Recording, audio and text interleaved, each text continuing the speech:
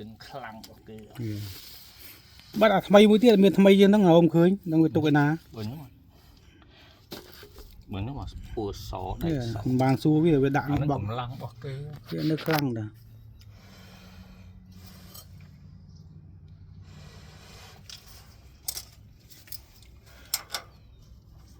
เล็กดับบุญ เนี่ยนี่ด่าปูนด่าใส่ใส่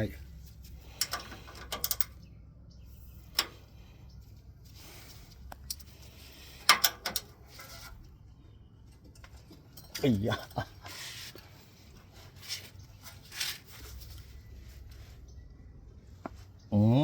พลังเลย เมียนนู่น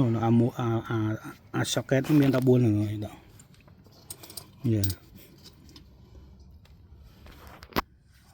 ด่าดองเว้ยน้อง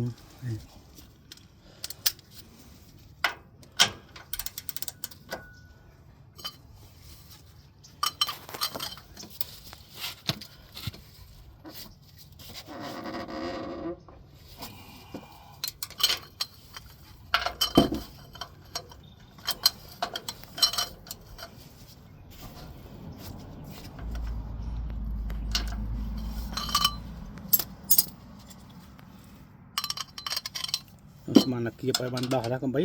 ดอกหอยบน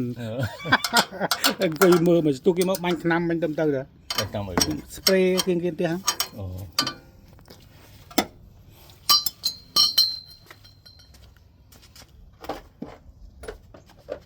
เกียงล้านะดอกล้าเนี่ยยำเนี่ยทอได้ยำมันเจียงเนี่ย